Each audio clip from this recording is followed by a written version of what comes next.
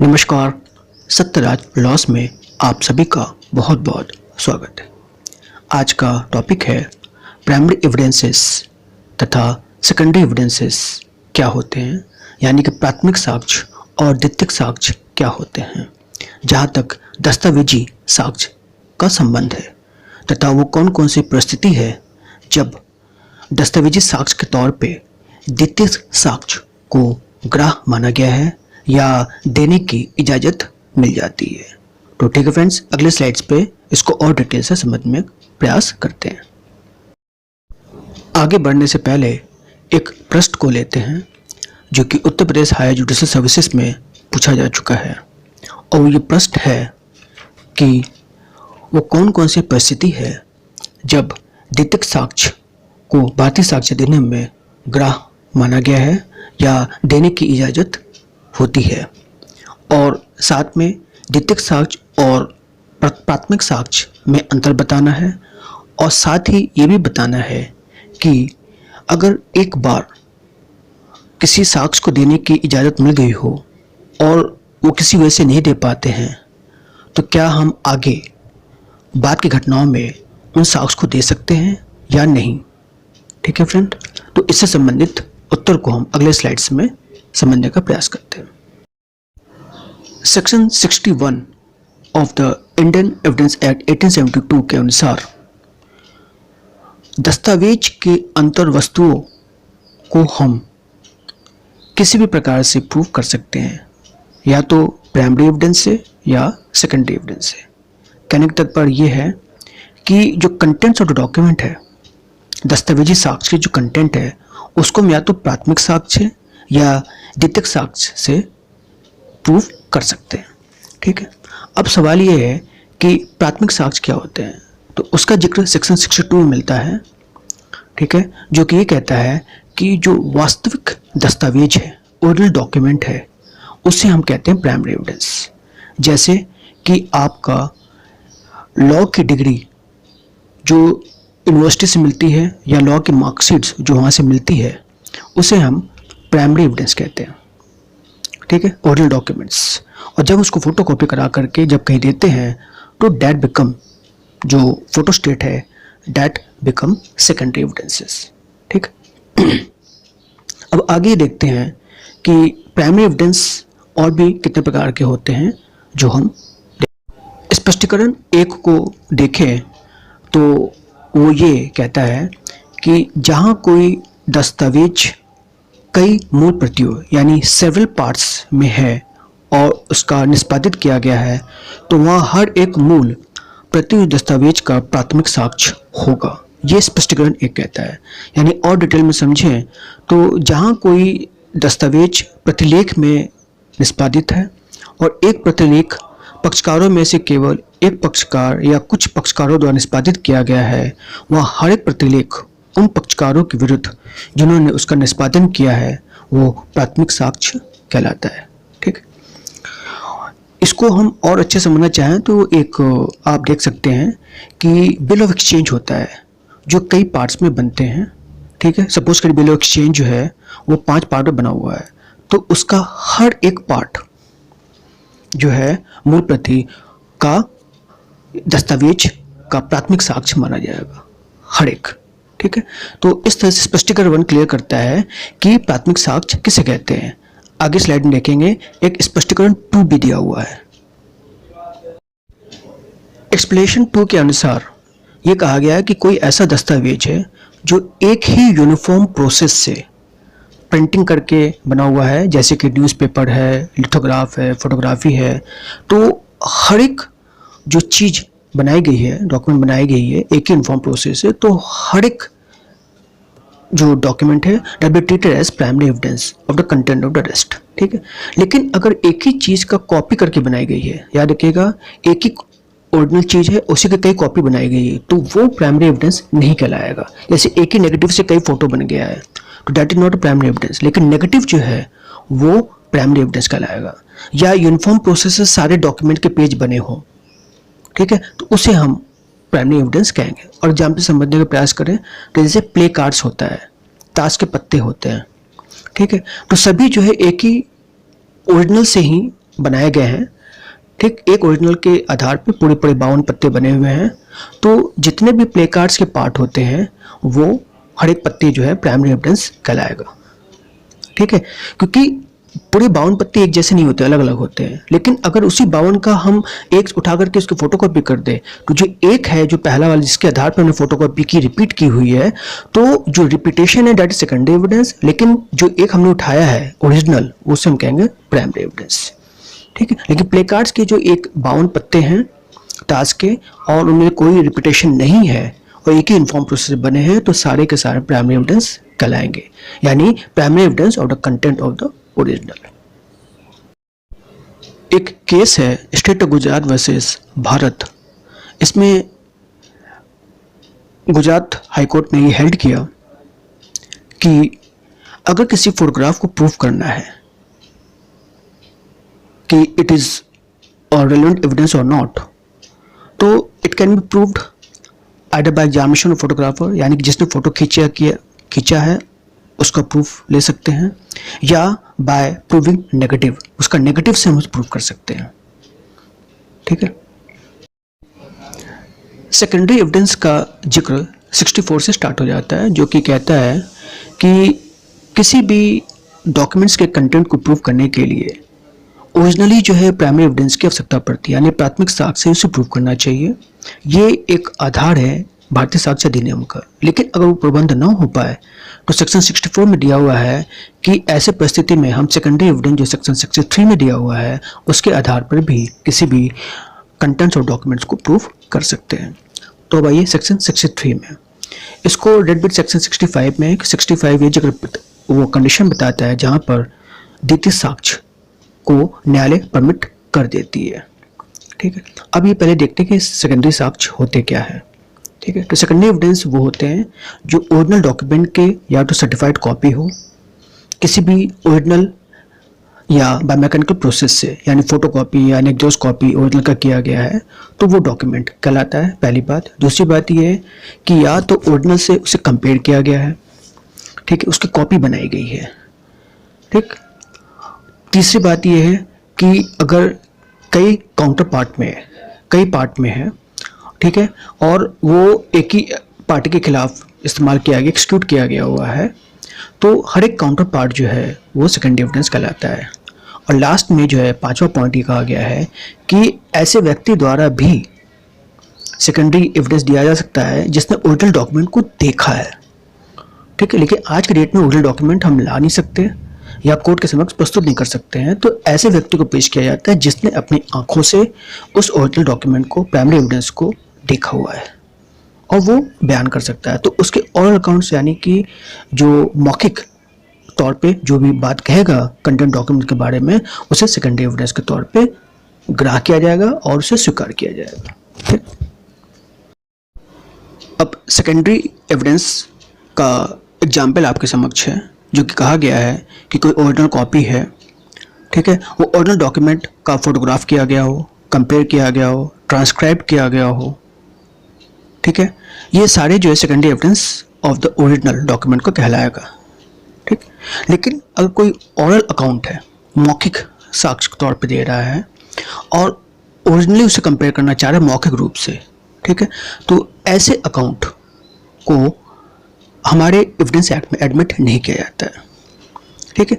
सिर्फ एक xerox copy, certified copy, photograph या ट्रांसक्राइब्ड या कंपेयर्ड होना चाहिए, तभी वो जो एक्सेप्ट होगा, ठीक है। अगर ओरल अकाउंट देना भी है तो वो व्यक्ति ही देगा जिसने अपनी आंखों से ओरिजिनल अकाउंट को देखा हुआ है, यानी ओरिजिनल डॉक्यूमेंट को देखा हुआ है, और वो आके बयान दे, तभी उसका ओरल अकाउंट यानी ओरल एविडेंस माना जाएगा, ठीक है। लेकिन ओरल एविडेंस की भी कॉपी हो, यानी कि जिसने व्यक्ति देखा वो खुद नहीं आया बल्कि किसी और को वो कन्वे कर रहा हो, तो किसी और के माध्यम से एक्सेप्ट नहीं होगा। वो ओरल अकाउंट उसी के द्वारा एडमिट किया जाएगा जैसे खुद अपनी आंखों से प्राइमरी डॉक्यूमेंट को देखा हुआ है, ठीक। एग्जाम्पल के साथ साथ एक केस लॉ भी दिया हुआ है जो कि गुजरात हाई कोर्ट ने पास किया है कि अगर किसी फोटोग्राफ को साबित करना है तो फोटोग्राफर द्वारा भी किया जा सकता है या नेगेटिव पेश करके भी किसी फोटोग्राफ को प्रूफ किया जा सकता है। सेक्शन 65 ये बताता है, उन परिस्थितियों को जिक्र करता है जो कि कुल 7 प्रकार के अवस्थाएं हैं जिसमें द्वितीयक साक्ष्य ग्राह्य बनाया जाता है। यानी कि ये 7 ग्राउंड है जहाँ पर द्वितीय साक्ष्य को न्यायालय भली भांति स्वीकार कर लेता है। ठीक है, तो हम उन परिस्थितियों को एक एक करके समझते हैं और जानने का प्रयास करते हैं कि किन परिस्थितियों में न्यायालय द्वितीय साक्ष्य को ग्राह्य कर लेता है, एडमिट कर लेता है। ठीक है, पहला तो यह है कि जहाँ यह दर्शित कर दिया जाए या प्रतीत होता हो कि मूल ऐसे व्यक्ति के कब्जे में है या शक्तिधीन है जिसके विरुद्ध उस दस्तावेज का साबित किया जाना चाहा गया है या न्यायालय को आदेशिका की पहुंच से के बाहर है या ऐसे आदेशिका के अधीन नहीं है या जो उसे पेश करने के लिए वैध रूप से आबद्ध है या जबकि ऐसा व्यक्ति सेक्शन 66 में वर्णित सूचना यानी नोटिस के पश्चात उसे पेश नहीं करता है। ठीक है, तो ऐसे सिचुएशन में सेकेंडरी एविडेंस एडमिट कर ली जाती है। दूसरा ग्राउंड है जबकि मूल के अस्तित्व, दशा या अंतर्वस्तु को उस व्यक्ति द्वारा उसके विरुद्ध उसे साबित किया जाना है या उसके हित प्रतिनिधि द्वारा लिखित रूप से स्वीकृत किया जाना साबित कर दिया गया हो। ठीक है, अगर रिटन रूप से वो एडमिट करता है तो that will be also admissible. और तीसरा है जबकि मूल जो दस्तावेज है वो नष्ट हो गया है या खो गया है या उसकी अंतर्वस्तु का साक्ष्य देने की प्रस्तावना करने वाले पक्षकार अपने स्वयं के व्यतिक्रम या उपेक्षा से अनुद्भूत अन्य किसी कारण से उसे युक्ति यानी रीजनेबल समय में पेश नहीं कर पाता है। जो वादा वही करता है लेकिन पेश नहीं कर पाता है तो सेकेंडरी एविडेंस फिर एडमिट हो जाता है। चौथा अवस्था है वो है जहाँ पर द्वितीय साक्ष्य ग्राह्य होता है, वो है जबकि मूल इस प्रकृति का है कि उसे आसानी से स्थानांतरित नहीं किया सकता, यानी कि हम किसी भी प्रकार से उसे मूव नहीं कर सकते, एक जगह से दूसरे जगह शिफ्ट नहीं कर सकते। ठीक है, इसमें एग्जाम्पल आपका शिलालेख होता है। ठीक, फिर नेक्स्ट है जबकि ऐसा दस्तावेज पब्लिक डॉक्यूमेंट है अंडर सेक्शन 74, लोक दस्तावेज है जिसे लाना पॉसिबल नहीं है। ठीक है, नेक्स्ट है जबकि मूल ऐसी दस्तावेज है जिसके प्रमाणित प्रति का साक्ष्य में दिया जाना इस अधिनियम द्वारा या भारत में प्रवृत्त किसी अन्य विधि द्वारा अनुज्ञात है, यानी कि जिसका सेकेंडरी एविडेंस एडमिसिबल है अकॉर्डिंग टू एविडेंस एक्ट। और लास्ट है जबकि मूल ऐसे अनेक लेखाओं या अन्य दस्तावेज से गठित है जिनकी न्यायालयों में सुविधापूर्वक परीक्षा नहीं की जा सकती और वो तथ्य जिससे साबित किया जाना है संपूर्ण संग्रह का साधारण परिणाम है। ठीक है, यानी कि जो ओरिजिनल डॉक्यूमेंट है दैट कंटेन्स न्यूमरस अकाउंट्स और इतनी ज़्यादा संख्या में है कि उसको कोर्ट में लाना और कोर्ट के द्वारा बड़े आसानी से एग्जामिन करना पॉसिबल नहीं है, इसीलिए ऐसे मामलों के लिए भी द्वितीय साक्ष्य ग्राह्य होता है। अब प्राइमरी एविडेंस और सेकेंडरी एविडेंस में मुख्य अंतर या डिफरेंसेस या डिफरेंशिएट क्या होता है वो आपके सामने टेबुलर फॉर्म में लिखा हुआ है। तो देखिए, सबसे पहला अंतर तो उसका सेक्शन ही है।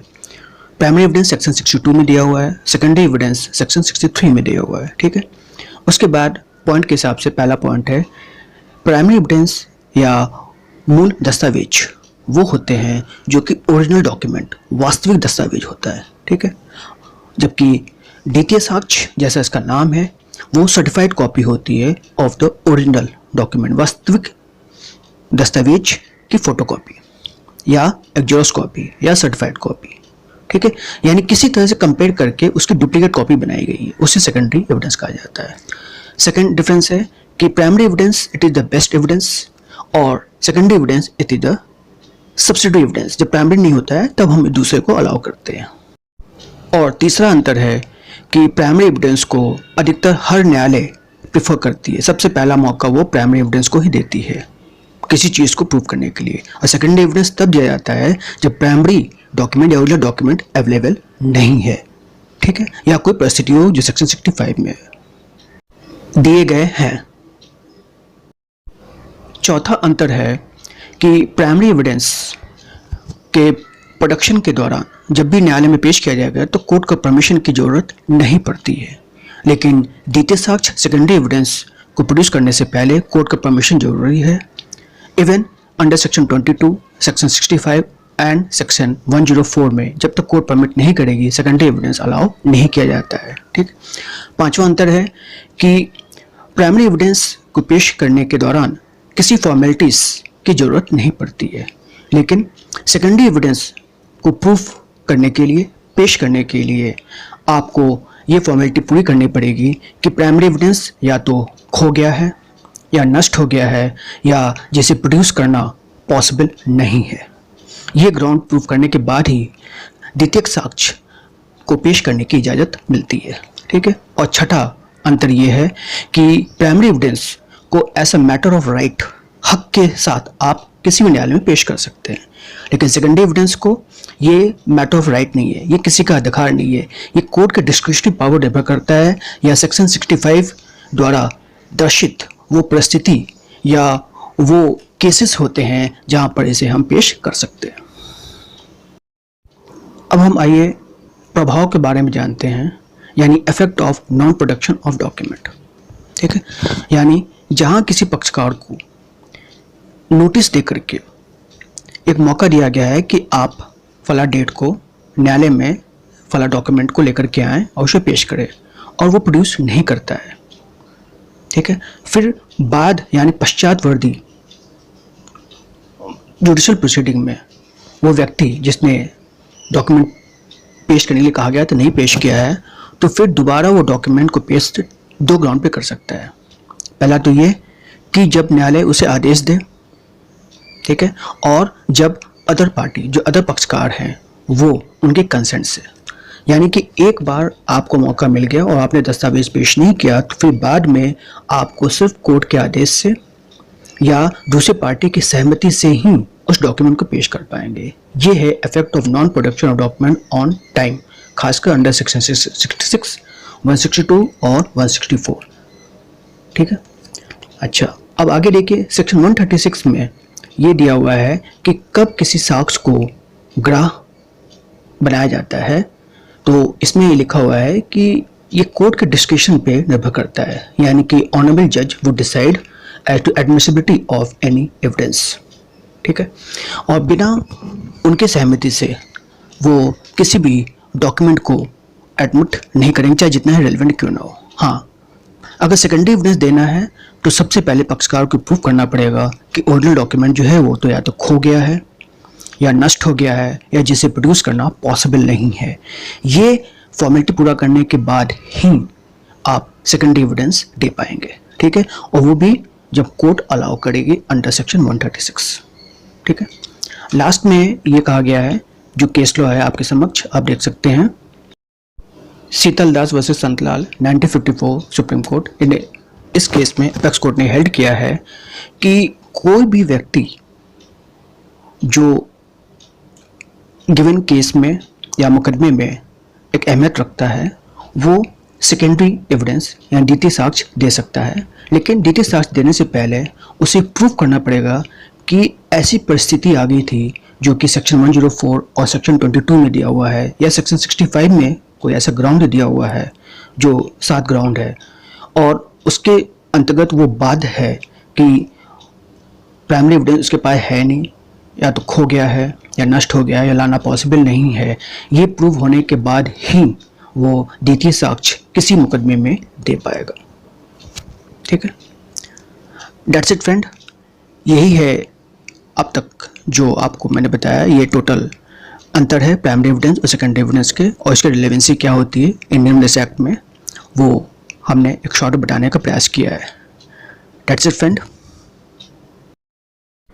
Thanks for watching this video. अगर ये वीडियो पसंद आया तो प्लीज़ इसे लाइक, शेयर, सब्सक्राइब करिए। अगले वीडियो में हम नए प्रश्न के साथ आपके समक्ष प्रस्तुत होंगे। तब तक के लिए जय हिंद, वंदे मातरम।